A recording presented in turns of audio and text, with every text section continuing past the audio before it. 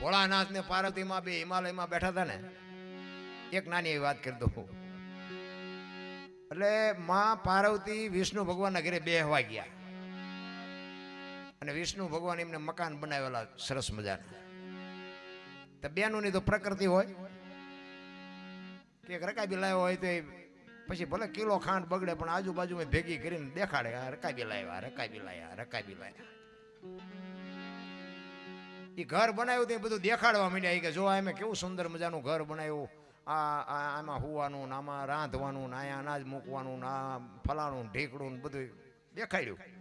તમારે છોકરા મોટા થઈ ગયા, તમારે નથી કે મકાન બનાવવા? આપણા બહેરા તો સારા જ હોય પણ બીજા પંપ મારે ને અહીંયા ડખા ઊભા થાય. અને હમણાં અઠવાડિયા અમારે વંટોળિયો ચડ્યો હતો ને, એ તો કલાક બે કલાક રહીને ઓલાઈ ગયો, પણ ઘરમાંથી જે વંટોળિયા ઊભા થાય છે ને એ નથી ઓલાતા એકદમ. ઘરના વંટોળિયા બાપુ છે ને અમુક અમુક તો કીધાની વાત જ નથી. ઈ પાર્વતી માએ કીધું કે હા અમે તો કઈ મકાન નું વિચાર્યું જ નથી તારું, આ તો મકાન સુંદર મજાનું બનાવ્યું તમે. અને ઘરે જઈને પછી ભોળાનાથ ને વાત કરી કે આપણે મકાન નથી બનાવવું. ભોળાનાથ વિચાર કરવા મળ્યા કે આને અત્યાર સુધી જિંદગીમાં મકાન નું યાદ જ નહોતું ને, આને વળી કોને કીધું? એ કે ત્યાં બે હવા ગયા હતા, કે આ વિષ્ણુ ભગવાન ને કેવા સુંદર મજાના હતા. એમને નક્કી થઈ ગયું કે આ અહીંયાથી ચાર્જિંગ થયું. હા એ કે મકાન તો બનાવી પણ કે આપણી પાસે પૈસા છે ને. ભોળાનાથ ને ખીસું જ નહોતું, પૈસા જાય થોડું. એટલે કે કામ કરો, એક ભભૂતિ હું તમને આપું અને ભભૂતિ વિષ્ણુ ભગવાન પાસે જાઓ અને વિષ્ણુ ભગવાનને કહો કે ભભૂતિની ભારો પર થોડું હોનું આપે. એના પૈસા લઈને મકાન બનાવી ભભૂતિ આપી અને પાર્વતીમાં જાય છે. એટલે પાર્વતીમાં કીધું આટલી ભભૂતિ જ દે. એ કે પણ આટલી તો લઈ જાઓ પછી કઈ કરશું. વિષ્ણુ ભગવાને કીધું કે આ ભોળાનાથે આપી છે ને આના ભારો ભારે અમને હોનું આપો. તો કે આટલું જ કે હા કે અત્યારે આટલું આપો ને. હવે ભોળાનાથની ભભૂતિ મૂકી, બાપુ એ ઊંચી થાય. વિષ્ણુ ભગવાન હોનાના ઢગલા મીડ્યા કરવાના, આમ ગાડા મીડ્યા જવા ફરી ફરીને ભોળાનાથના ઘરે. હોનાના ઢગલા થયા. ભોળાનાથ કહેવાય આટલું બધું હોનું છે ને, ઈંટો ને પાણાની શું માથાકૂટ કરી, હોનાનું જ બનાવી નાખીને કે શું. હોનાનું બનાવ્યું. અને તેથી આ રાવણ છે ને હારામાં હારો વિદ્વાનમાં વિદ્વાન બ્રાહ્મણ રાવણ, એને વાસ્તુ પૂજન કરવા બોલાવ્યો. વાસ્તુ પૂજન કર્યું ને પછી ભોળાનાથ પાર્વતીને કહે છે કે આ ભૂદેવને શું આપણે દક્ષિણામાં આપશું? એ કે એને રાજી કરી દો, જે માગે એ કે જો જે માગે એ આપીશું, વાંયથી પછી ડખો ન કરતા. અને આપણે એક પ્લાસ્ટર કર્યું તો બૈરા નથી આમ બાપુ હમાતા. એમાં હોનાનું મકાન, એમાં પાર્વતીમાં જેટલા હરખાણાય છે. એ કે જો એ માગ છે ને હું આપી દેજો, પછી વાંય દેખાડો ના ના કે એને રાજી કરી દો. આ સુંદર મજાનું આપણે મકાન બન્યું. ભોળાનાથ કે બોલો ભૂદેવ શું આપું? એ કે પ્રભુ તમારે જે આપવું. ના ના એ કે તમે માગો એ આપું છે. કે પ્રભુ આવું એક મકાન મને બનાવી દો ને. તો કે તથાસ્તુ, આ તારું. ભોળાનાથ આવ્યા પાર્વતી માં પાસે કે હાલો કે જૈનભાઈ કે મહણિયામાં. એ કે કેમ કે આ ભૂદેવને આપી દીધું મકાન. એ કે શું કામ આપી? કે દેકારો ન કરશો, તમને પૂછીને ગયો તો. હવે એ કકડાટ ન કરે, આપણે ઘરની વાત ઘરમાં રખાય. એટલે માએ વિચાર કરવા માંડ્યા, ખરેખર મને પૂછ્યું તું, મેં જ કીધું તું જે માગે મકાન માગ્યું ને આપી દીધું, એમાં ભોળાનાથનો વાંક નથી. અને પછી માં પાર્વતી બાપુ રાવણ પાસે જઈને કીધું ભૂદેવ મેં માન મકાન બનાવરાયું, તમે લઈ લીધું ને? પણ કાંઈ વાંધો નહીં, પણ ઈ મકાનને જો એક દી ભડકે ન બાળું તો હું શક્તિ નહીં. તમારે લખવું અહીંયા લખી લેજો, એક દી મારે અહીંયા આવવાનું છે માં ભગવતીને, એટલે અહીંયા જવું પડ્યું. આ પ્રોગ્રામ તો બાપુ માએ બનાવેલો જ હતો, બેટા આવું છે. કારણ કે જ્યાં સુધી ગયા ને ત્યાં સુધી કણું ખટકે એમ ખટકતું હતું. મેં માન બનાવ્યું હતું ને એ ભાઈડો અહીંયા રહે છે. કહેવાનો મારો અર્થ તમારું નથી નહીં, તમારી પાસે કોઈ દી જિંદગીમાં ન રહે. તમારી નીતિ નો જ તમારી પાસે રહે. અનીતિનું તો બાપુ આપણું નીતિનું હોત ભેગું ખેંચી જાય. એટલે મહાપુરુષો કહે છે કંઈક કરવાનું છે એ કરો. સીતાજીને રાવણ લઈ ગયો ને, રાવણનો દુનિયા ગમે એ વાત કરતી પણ એવો એને કોઈ ઈરાદો જ નહોતો. દુનિયા તો આપણે હલકું બોલવાની બહુ આદત છે માણાને. રામચંદ્ર પરમાત્મા બ્રહ્મનો અવતાર છે ને, દશરથ મહારાજને કદાચ ખબર હોય કે ન હોય, પણ રાવણને ખબર પડી ગઈ. અયોધ્યા નગરીમાં દશરથ રાજાના 4 દીકરામાં મોટો દીકરો એ બ્રહ્મનો અવતાર છે અને એ જો મને મારે તો મને મુક્તિ મળે અને એના ઘરમાં હું જેવી તેવી ચોરી કરું તે મને મારે નહીં, એનું બૈરું ઉપાડી એવું તો જ મને મારે. અને જ્યારે ઉપાડ્યા ને ત્યારે બાપુ માં કઈને ઉપાડ્યા છે. માં ને કોઈ દી કોઈ પત્ની ન બનાવી શકે. અને ત્યાંથી લઈ ગયો અશોક વનમાં રાખ્યા. પોતાના મેલે લઈ જવામાં રાવણને કોઈ રોક જ નહીં. વનમાંથી અશોક વનમાં રાખ્યા, ફરતો પહેરો રાખ્યો. ઈ કે મંદોદરી કે છે આ શું કર્યું તમે? ઈ કે અત્યારે તને નહીં સમજાય. ઈ કે પણ આ અગ્નિનો ગોળો છે. અરે આખી દુનિયા નો સમજે, તું મારું અડધું અંગ છો, તું મને હજી નથી સમજી શકી. ખુલાસો ન કર્યો રાવણે, છે ખુદી ખુલાસો નથી કર્યો. સતી રાણી હતી બાપુ, મંદોદરી કોઈ મામૂલી દીકરી નહોતી. ઈ કે પણ આ નહોતું કરવાનું. ઈ કે હજી તમને ખબર જ નથી. સીતાજીને બાપુ અશોક વનમાં રાખીને ફરતો પહેરો મૂક્યો. આને ઊનો વાહ નો વાયા, મારી માં આવી છે ને વેલો મોડો મારો બાપ આવશે. આ ઈરાદો હતો રાવણનો.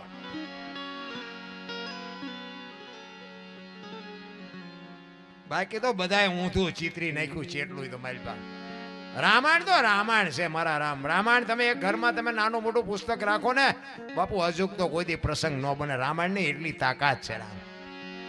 પણ મારે અને તમારે રામાયણના જે રસ્તે આપણે હાલીને તો જ બાપુ રામાયણનો અનુભવ થાય. કહેવાનો મારો મિનિંગ કે રામ જે આપણે બાપનું દશરથ મહારાજનું રામ માનતો તેમાં આપણે જો આપણા બાપનું જો ન માનતા હોય તો રામાયણનો કોઈ મતલબ નથી ભાઈ. કહેવાનો મારો અર્થ એ છે. આ બેનું દીકરીઓનું ખાસ કહું, જ્યાં ધર્મ ધ્રુજો, જ્યાં પુરુષ નથી પૂગ્યો, દેશની આબરૂ દીકરીઓ રાખી, તમે કહો તો સવાર સુધી દાખલા આપું. જ્યાં ધર્મ ધ્રુજો, પુરુષ જ્યાં થાકી, એક આજ તો બધાને ભગવાને આપ્યું છે પણ ઘરમાં કાંઈ ન હોય અને બારોબારથી મહેમાન આવે અને પાદરો ઘરધણી હોય ને એ એના બૈરાને અવાજ કરી દે, ભાઈ 2 મહેમાન આવ્યા છે, રોટલા કરી નાખજો. ઘરમાં શેક નથી એ તો બાપુ બેનું ને ખબર હોય. અને વાહેલા બારણીથી કોકની પાસે ભીખ માગીને બાપુ ધણીની આબરૂ રાખી દે એ સમય એ દીકરીઓ કરી શકે.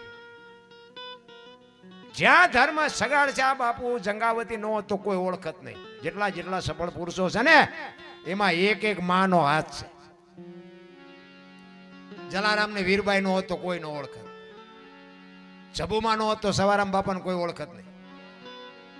અમરમાં નો હોત ને તો દેવીદાસ બાપુ ને કોઈ ઓળખત નહીં. તારામતી નો હોત ને તો હરિચંદ્ર ને કોઈ ઓળખત નહીં. એક સફળ પુરુષની વાંહે બાપુ એક ભગવતીના હાથ છે. એટલા માટે બેનું ને કહું છું કે તમે જો તમારી મર્યાદા મૂકી દો ને તમે જો તમારી આ જે સંસ્કૃતિની જો બાપુ પથારી ફેરવો તો હવે દુનિયામાં કાંઈ વધે એવું જ નથી. 60 વર્ષની થઈ હોય એના ઉમરા વચ્ચે રહી સબે રમતી હોય ઢબ્બો ઢાસ. તારી અરે મનાણા એના થઈ ગયા ઢબ્બો ઢાસ. કીડિયારું પૂર, મારી માં કીડિયારું પૂર નથી. આમ અમારા ત્યાં આગળ ઓલા ધૂન મંડળ વાળી બેનું હોય ને 50 60 વર્ષની આમ કડતાલું લઈને ઠેકે. તમે જુઓ તો ગોકુળની ગલીઓમાં કાનો દેખાય છે. ઓલો 3 વાગ્યા હું તો ઢાળિયામાં એ નથી દેખાતો. બોલો ચા નથી પાયો, ગોકુળ સુધી દેખાય છે. આ ઢાળિયામાં હાવ ઊંધો પીડ્યો છે ચા ની રાહે કે આમની ધૂન ચારે પતે ચારે હું ચા ભેગો થઉં. તમારો પરમેશ્વર જ તમારો પતિ છે. હું તો બેનું ને ખાસ, ભલે દુનિયા જોવા જેવી છે, ફરો હરો મોજ કરો, પણ તમારે કોઈ જાત્રા તીર્થનો તમને બહુ શોખ હોય ને તો બહુ શોખ કરવાની જરૂર નથી. તમારો પતિ છે ને એ જ તમારો પરમેશ્વર છે. અને અહીંયા તમારું જો લક્ષ્ય હશે ને બાપુ, તમારું જિંદગીમાં કોઈ દી તમારો મોળો દી જ ન ઉગે, ઉગતો હોય છે ભલા મને. પણ બેનું દીકરીઓ બાપુ જે ફેશનમાં એટલા બધા, આ રાવણ છે ને રાવણ, એટલે જ હું કહું છું કે હજી રાવણ ગામો ગામ છે. તમે રાવણ મરી ગયા એમમાં ન રહેતો. એટલે દેહના પ્રદર્શન ન હોય, દીકરીઓ માટે ન હોય. એમ મારી વાત કડવી લાગે તો માફ કરજો, પણ સંસ્કૃતિને બચાવીએ છીએ તો બાપુ દીકરીઓ જ બચાવી શકશે. બાકી આ મોટી કરીને અમારા ઘરે બૈરું અમને ગળે સોંટે તો ઘરે જઈને સીધો ભડકો થાય તો અમારે તમને ગોળીઓ પાવી પડે ને. એ હાથ પેટમાં દુખે નહીં આવી શકું એમ તો કહેવાય નહીં. અમારે ઘરે કપાતર છે. આ તમે હમણાં હાથની હથેળીમાં રાખો ને પછી તમે ઇન્કર આવ્યા હોય તો હું એમ કહું હાલો ચા પાણી રોટલા સિવાય જવાય. અને હું આમ ડેલામ લઈ જાઉં અને રહોડામાંથી હાણેશું લોટા મંડે ઉડવા, મારે ચિંતા જવું. હારું માણા નો એટલે જીવવાની મજા. હગો હારો નો હાપડે, મિત્ર મળે જો લબાડ, પત્ની મળે કભાર જાતો એળે જો. 3 પખા મોળા હોય તો ગિરનાર ભેગું થઈ જવાય. પેલા હા બૈરું હારું ન હોય તો બાપુ જીવવાની મજા જ ન આવે. હું તો બેનું ને કહું, તમે તમારું જે તમારા મા બાપે ગોઠવું ને એ બાપુ હવા વી ગણી લ્યો. તમારે તમારો એક દી તમારો મારો નાથ ત્રાજુ આવે આવે ને આવે. કોઈને કાયમ સુખે નથી રહેતું ને કાયમ દુખે નથી રહેતું. બધાને બંગલા ને ગાડીઓ ક્યાંથી હોય? બધાને ન મળે. એમ સમયની અરે હાલવાની વાત છે બસ. બાકી તો બાપુ છે ને રામ ને કૃષ્ણ જેવા આ દુનિયાને છોડવી પડે, આપણે છોડવી પડે, એમાં કઈ બહુ મોટી વાત નથી. એટલે રાવણ બાપુ અહીંયા લઈ ગયા પછી સીતાજીને કહે છે તમે કયો તો તમને હોનાની અંગૂઠી કરાવી દઉં, કયો તો હાર કરાવી દઉં, કયો તો ચૂડો કરાવી દઉં, પણ રામનું તમે નામ છોડી દો. સીતાજી કે એ નહીં બને. જો પતિવ્રતા નારી બાપુ અત્યારે બધા વાતો કરે છે, પણ પતિવ્રતા નારી બની કે ન બની કે એવી કોઈ મારી વાત નથી. પણ એના માટે બાપુ લોઢાના છેડા સાવવા પડે અત્યારના સમય માટે. વાતો કરે છે ને કર્મની, મને એમાં ટપા નથી પડતા. બધા કે કર્મ હારા કરો તો સારું ફળ મળે અને ખરાબ કરો તો ખરાબ મળે કે છે બધા. પણ આ ભક્તિ કરે એવડે દુઃખી છે, દુનિયાના બૂસ મારે એ સુખી છે. શું સમજવું? મિથિલા નરેશની દીકરી બાપુ માં ભગવતી સીતા લગ્ન નો થયા ને ત્યાં સુધી બાપુ એક દી એને દુઃખનો નથી ઉગ્યો. અને અયોધ્યાના મહારાણી બન્યા પછી આ દુનિયા છોડીને ગયા ને ત્યાં સુધી એક દી સુખનો ન ઉગ્યો. દીકરીનું શું કર્મ હશે? વિચારવા જેવી વાત છે. રામચંદ્ર પરમાત્માનું અડધું અંગ હતા, જેવા તેવાનું બૈરું નહોતા. અખિલ બ્રહ્માંડનો માલિક જેનો પતિ હોય છતાં એને આખી જિંદગીમાં હારો દી ન ઉગ્યો. શું એનું કર્મ? રામ જેવા રામને 14 વર્ષ વનમાં રખડવું પડ્યું, એમના શું કર્મ હશે? દ્રૌપદીના ચીર લૂંટાતા ત્યાં કોણ નહોતું? કાળના જડબા ચાલીને ઉભા રાખે એવા પાંડવો હતા, મહાપુરુષો બેઠા હતા. એ કઈ અત્યારે મોઢું નોકરી કઈ દીકરીનો શું ગુનો હતો આખી દુનિયાને ખબર છે. શું એનું કર્મ શું? મને કોઈ આ બધા વાતો કરે, કોક ને કઈક વાગે ભાંગે કે એ તો એના કર્મ. પણ આ કર્મ સમજાવો તો ખરા કેવી રીતનું છે? અખિલ બ્રહ્માંડના માલિક કૃષ્ણ પરમાત્મા આખું વિશ્વ જેને બનાવ્યું હોય, તમારું મારું સર્જન કર્યું, એને ખબર ન હોય કે આ બેસ તો ભીલ મન બાણ મારશે, એને ખબર ન હોય. 14 બ્રહ્માંડનો અધિપતિ કૃષ્ણ પરમાત્માને ભીલના બાણથી વિંધાવવું પડ્યું, એનું શું કર્મ હશે? અરે થઈ થાવીને થાશે એવો ત્રિકાળ જ્ઞાની મહાપુરુષ ગંગાનો પુત્ર ભીષ્મ શેલે બાણની પથારીમાં હોવું પડ્યું. કાલ શું બનવાનું ઈ ને ખબર હોય. એમના દૂત એને લેવા આવે અને દૂતને એમ કે અત્યારે વ્યોજા 6 મહિના પછી આવજે. આવો સમર્થ ને સિદ્ધ પુરુષ ઈને શેલે બાણની પથારીમાં હોવું પડ્યું. ગંગા જેવી જેની જનેતા બાપુ કેવી માં હશે? પોતાના મૃત્યુને રોકવું એટલે કૃષ્ણ પરમાત્માની પ્રતિજ્ઞા તોડાવે બાપુ. કુરુક્ષેત્રના મેદાનમાં 18 દિવસનું યુદ્ધ થયું ને, એમાં કૃષ્ણ પરમાત્માને કહી દીધું. કૃષ્ણ પરમાત્માને પહેલા તો કીધું કે તમે જે પક્ષમાં હોય પક્ષ કોઈ દી હારે નહીં, પણ હવે દુર્યોધનનું અનાજ ખાધું છે એટલે મારે હવે એનો સેનાપતિ બન્યા વગર છૂટકો નથી. કૃષ્ણ પરમાત્મા કે ના ભાઈ ના, મારે કાંઈ હથિયાર બથિયાર ઉપાડવાનું નથી, હું તો અર્જુનનો રથ લાવનાર સારથી છું. આ તો તમારા ભાઈઓનો મામલો છે, તમારે જે કરવું એ કરજો. અને ભીષ્મ મનોમન વિચાર કરે છે, બીક તારી એકની જ લાગે છે બાકી આમાં કોની તાકાત હતી કે મને કોઈ જીતી શકે? તું સામે 100 ને એટલે જ બીવું છું, બાકી આમાં તો દડે રમે એવું કરી નાખું ઘડીકમાં, કોઈનો લાંબો હાથ ન થાય મારા એવો બાપુ મહાપુરુષ ભીષ્મ. અને કૃષ્ણ પરમાત્માને પ્રતિજ્ઞા લીધી કે ગમે એવું યુદ્ધ જામ્યું હોય છે ને હું હથિયાર નહીં ઉપાડવાનું. તરત જ ભીષ્મ પિતાએ બાપુ પ્રતિજ્ઞા કરી હો. એ કે કુરુક્ષેત્રના મેદાનમાં જો તમને હથિયાર ન ઉપડાવું ને તો હું ગંગાનો પુત્ર ભીષ્મ ન કહેવાય. તમારી પ્રતિજ્ઞાને તોડાવી નાખું બાપુ. અને ઈ અખિલ બ્રહ્માંડના માલિકને પ્રતિજ્ઞા તોડાવી. તમે જોવો ને વર્ષા જેટલા બાણ વરતા હતા. કૃષ્ણ પરમાત્મા અર્જુનને કહે છે, અર્જુન હથિયાર ઉપાડ. તો કે પણ આ કાકા ને બાપા ને ભાઈઓ આમાં કોને ઈ કે ગાંડા જેવી વાતો કરીમાં કે હા હમણાં દડે રમે એવું કરી નાખશે. અને અહીંયા કૃષ્ણ પરમાત્માને વાઢ્યા હોય તો લોહી નો નીકળે, સારું ભારે કરી આને. આ અત્યારે કે ડે ડે વાતો કરે છે અર્જુન. હવે હમણાં કે ઘડીક આ વાતો, અને ભીષ્મ પિતા વિચાર કરતા હતા કે તમે 2 જણા ઘડીક વાત કરો તો હમણાં પૂરું કરી નાખું. અને કૃષ્ણ પરમાત્માને એમ થયું કે જો હું હથિયાર ઉપાડું તો મારી પ્રતિજ્ઞાનું શું, ન ઉપાડું તો મારા પક્ષનું શું. ધર્મ સંકટમાં નાખી દીધા ભીષ્મ પિતાએ. બાપુ કેવો મહાપુરુષ હશે.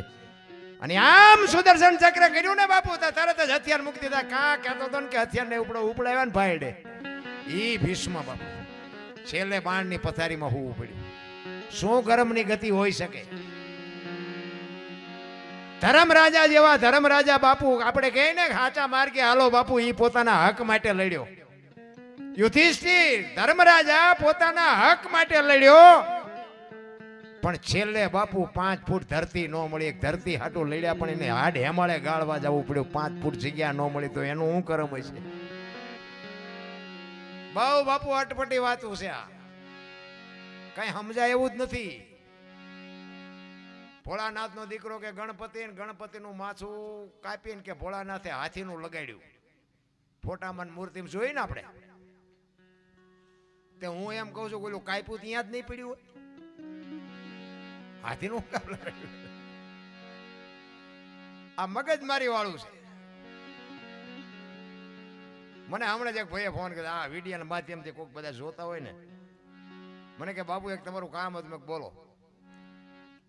મને કે આ તમે બોલો કે હાથીને માથાની કે વાત કરો છો, એ કે ખરેખર તો કે હાથીનું લગાડેલું મૂર્તિમાં ફોટામાં છે એટલે સત્ય જ હોય, પણ કે એમાં કે સમજાતું નથી. કે તમે જે કહો છો એ કે ખરેખર માણાના શરીર ઉપર હાથીનું માથું ફિટ ન થાય. તો કઈ છે શું હકીકતમાં? મેં કહ્યું તમારા ગુરુ છે?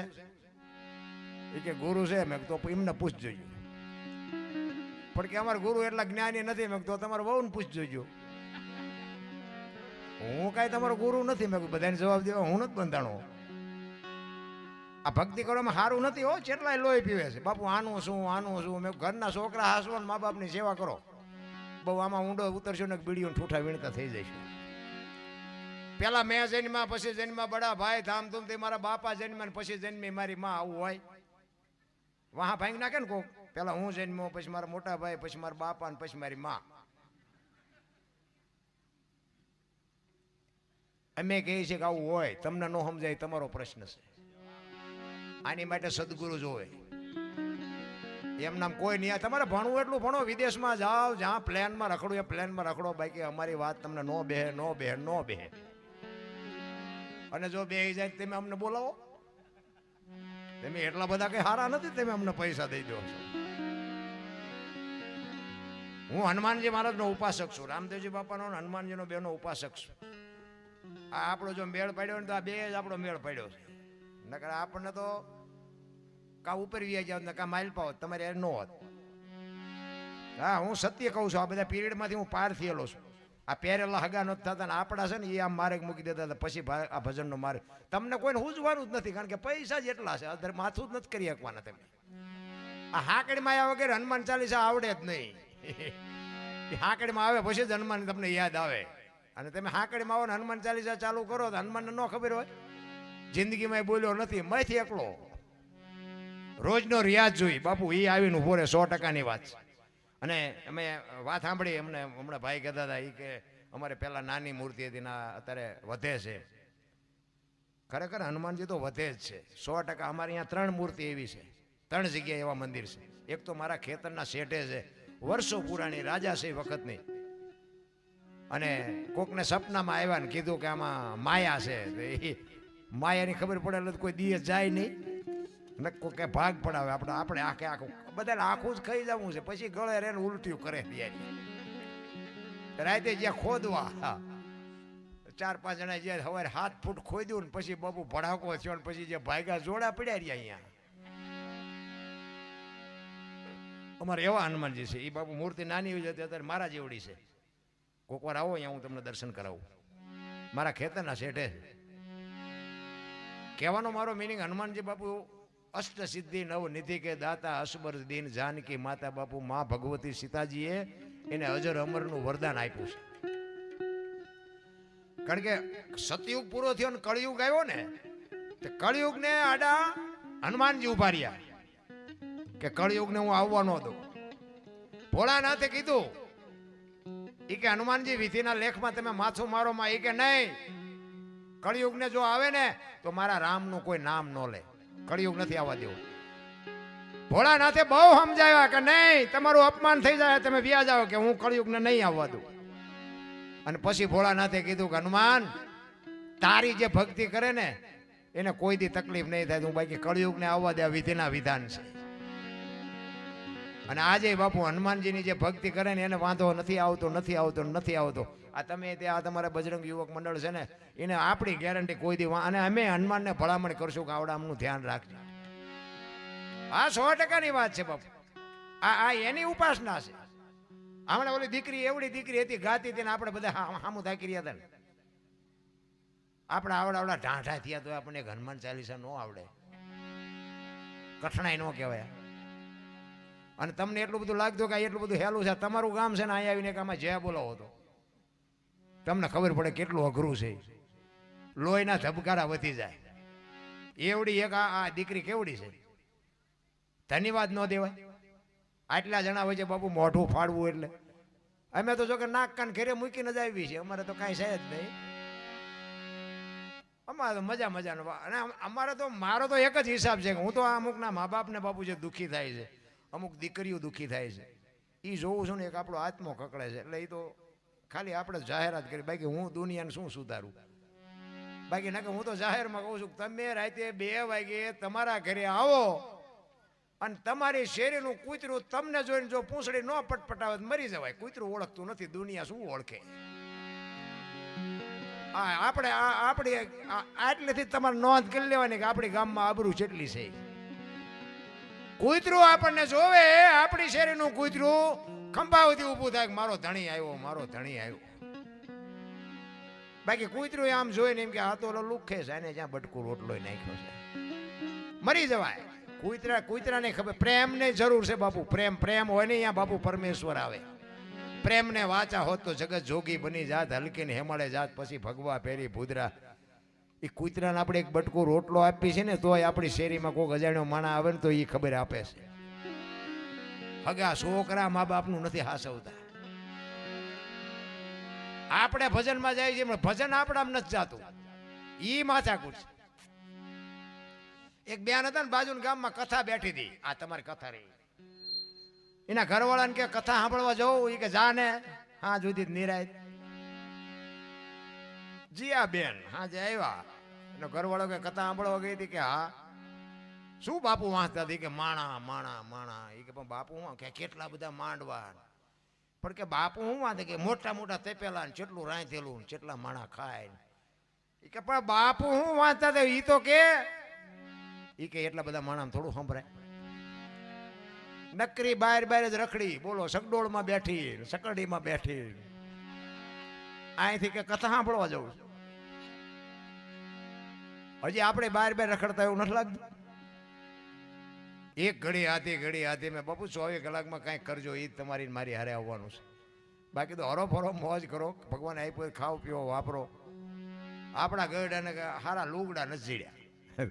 થીગડા ઉપર થીગડા મારતા હતા. અત્યારે ફાટલા પહેરવાનું ચાલુ કર્યું. એટલે જીન્સમાં માથાવ્યા છે એવડા પાકા હોય. તમે જોવો તો ખરા આ ભણતર તો જોવો તમે.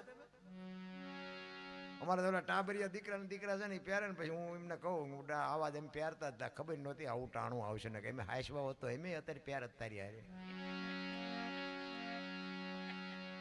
અરે માથામાં તમે જોવો ને તો આઈન પર ટકો હોય ને આઈન પર કાન ઢાંક્યા હોય. એવા ભૂંડા વરવા લાગે આપણને. એમ થાય જોવો તો ખરા ફેશન દી ઉઠાડ્યો. આવું હોય. સોટલા લે સોટલા બોલો જણ સોટલા લે આમ ઠેઠ કેડ સુધી લટકતા હોય પાછા આમ હાલે આમ તમે જોતા પડે ઘરે તમારો ભલો થાય જાણે સિંહ મારીને આવ્યો હોય એ માર્યો આવતો હોય. અરે સંસ્કૃતિ બાબુ બતાવી દીધી રામ.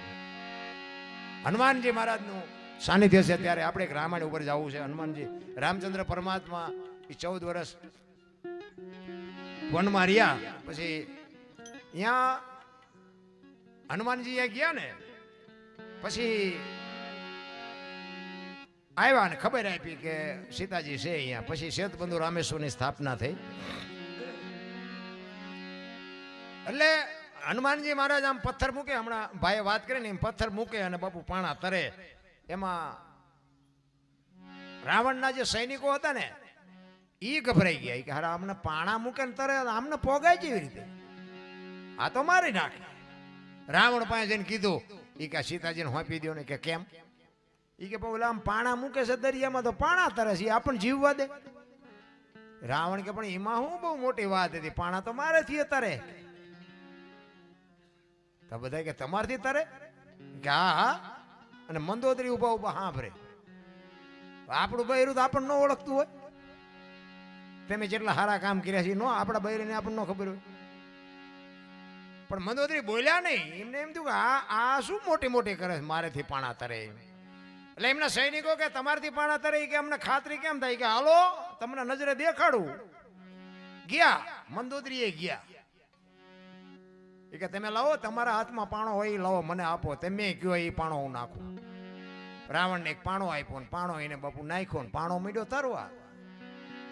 બધાને વિચાર થયો હારો એ કે આ તો આપણે રાવણમાં કાંઈ ઘટતું નથી, હવે રામ અરે બાજી લેવું ભલે જેવા હોય એવા. પણ મંદોદરી ઉભા વિચાર કરે કે આ રાવણની કોઈ શક્તિ જ નથી ભાઈ, આ વાત જ ખોટી છે, પણ આમાં કાંઈક ભેદ છે. મેં કીધું એમ આપણું બૈરું તો આપણને ઓળખતું જ હોય. રોજ બુસ્કોટના બટન તોડીને જતા હોય ઘરે, ન ખબર હોય કે આ માનમાં આવેલા છે ઘરે. ખબર તો હોય, જાણતા જ હોય. પછી મંદોદરી ના મેલે રાવણ આવ્યો ને હાજે, એટલે કીધું કે સ્વામિનાથ મેં અત્યાર સુધીમાં તમને કાંઈ પૂછ્યું નથી, પણ આજ મારે તમને એક સવાલ કરવો છે કે શું. એ કે હવારે આપણે સમુદ્રે તમે પાણો તર્યો કેવી રીતે એ મને ન સમજાણું. એ કે એ નથી કેવું. એ કે પણ હું તમારું અડધું અંગ છું, મને તેમ ન કહ્યું. કે કહું ખરો પણ એ કે મારો રામનો જ્યાં સુધી આ બધું ડખો પતે નહીં તમે તારે કોઈને ખુલાસો નહીં કરવો. એ કે નહીં કરું. રાવણ કોઈનું નહોતું માનતો, એ મંદોદરીનું એકનું માનતો. એટલે આપણે ગમે એનું ફલ ન માનતા, પણ ઘરે બૈરાનું માનવું. હા કોઈ ડખા ન થાય તમારે ગેરંટી. એ કે શું? એ કે તમે પાણો નાખ્યો તો તારે કેવી રીતનું તમે શું કર્યું હતું ને પાણો તર્યો. એ કે મેં પાણાને આમ ઘા કર્યો ને તારે પાણાને મેં કીધું તું જો તું ન તરીને તો તને રામ દુઆય છે, એટલે પાણો તર્યો તો. કે તો બરોબર ને, કે તમે જેટલા પુણ્યશાળી છો એ મને ખબર છે. અને પછી આ બે ના જયારે રાવણના સૈનિકો હતા એ બધા રાવણનું રામચંદ્ર પરમાત્માનું સૈન્ય જોયું તો અહીંયા માણસ એમને હતા ને લગભગ જાજો ભાગ વાનર હતા. એમાં રાવણના સૈનિકો રાજી રેડ થઈ ગયા. હવે કે આમાં જેટલાને મારશો ને આપણે તો કે 15 થી મહિનો સુધી ઉજાણી કરશું, આટલા બધા વાનર છે ને ખાવા પીવાની કે મજા આવવાનું. એક વાનર હતો ને, એટલે એક સૈનિક હતો ને, એને કીધું ઈ કે આટલા બધા વાનર છે એટલે તમારે ઈ કે ઉજાણી કરવી હે. હા પણ કે જો તો ખરો નકરા વાનર છે, કે આ શું આપણને કરવાના હતા, મારીને મોજ કરશું. એક કે થોડાક દી મારે આવ્યો તો એક જ વાનર હતો, કે આખી લંકાને હળગાવીને જો તેથી ચાઈ ગયા હતા બધા, તેથી હાજર નહોતા. એકની તમે ઉજાણી નથી કરી, કે આટલા વાનરને તમે ઉજાણી કરશો. તેથી આખી લંકાના ઝાડવા ઉંબળી નાખ્યા, લંકા આખી હળગાવી, તો એ કઈ ઉકારો ન કર્યો. એ કે હા માર્યો હતું એવું. ઈ હનુમાન